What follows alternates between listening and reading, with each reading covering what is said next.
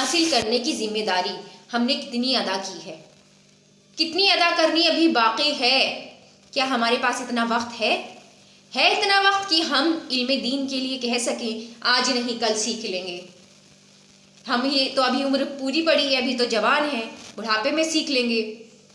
اس بھروسے پر مت رہیے کہ کوئی مولانا آپ کو سکھا دے گا، آ کر شادی کے بعد آپ کا شوہر سکھا دے گا۔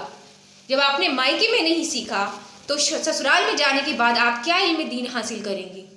اس بھروسے پر مت رہیے کہ کوئی عالم آپ کو گھر آ کر سکھائے گا، کوئی نہیں سکھائے گا، بلکہ اللہ نے ہم کو ایک ہاتھ میں قرآن رکھا ہے، تو قرآن پاک ہونے کے بعد اس بات کا انتظار مت کرنا کہ کوئی آئے گا اور آپ کو علم دین سکھائے گا۔ قرآن آنے کے بعد اللہ ہر شخص سے پوچھے گا کہ قرآن آنے کے بعد تو نے کتنا علم حاصل کیا، کیونکہ غور کرنے والی بات ہے۔ اس قرآن میں سب سے پہلا حکم جو اللہ نے نازل کیا، سب سے پہلا پیغام جو اللہ نے نازل کیا، سب سے بڑا فیصلہ جو علم کی بنیاد پر ہے، علم کے لیے کہا گیا ہے۔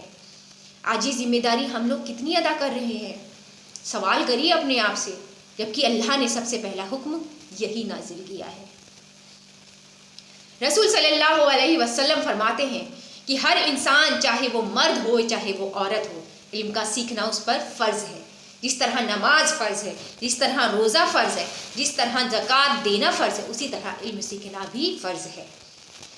جب آپ سمجھتی ہیں کہ اس قرآن کا علم حاصل کرنا ہے تو ایک سوال میں آپ سے پوچھتی ہوں، جب اللہ نے مجھے اور آپ کو علم حاصل کرنے کا حکم دیا ہے تو اللہ نے سب سے پہلا علم کس چیز کا حاصل کرنے کا حکم دیا ہے؟ کوئی بتا سکتا ہے؟ چلیے میں ہی بتا دیتی ہوں۔ اللہ نے جہاں کہہ دیا علم حاصل کرنا ہے، ہر مسلمان کی سب سے پہلی بڑی ذمہ داری ہے کہ وہ سب سے پہلے اللہ کا علم حاصل کرے، اللہ کے بارے میں علم حاصل کرے، کیونکہ اللہ نے سورہ 49 سورہ محمد آیت نمبر 19 میں اللہ نے کہا وَاعْلَمْ أَنَّهُ لَا إِلَٰهَ إِلَّا اللَّهُ، اے لوگو علم حاصل کرو کہ اللہ کے سوا کوئی معبود نہیں ہے۔ اس بات پر مجھے اور آپ کو ہر ایک کو ایمان لانا ہے۔ جب ہم یہ علم حاصل کریں گے تو تبھی ہمارا ایمان مضبوط ہوگا۔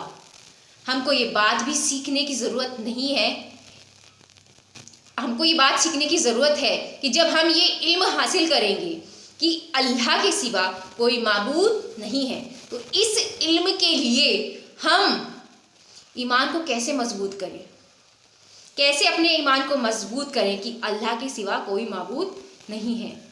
اس کے لیے ہمیں اپنے صحابہ اور صحابیات کے طریقوں کو دیکھنا ہوگا کہ انہوں نے کیسی مصیبتیں جھیلی، کیسی پریشانیوں میں اپنے قدم کو جمائے رکھا، کیسے وہ دین علم کو حاصل کیا، کیسے دین علم کے ذریعے اپنے ایمان کو مضبوط رکھا کرتی تھیں۔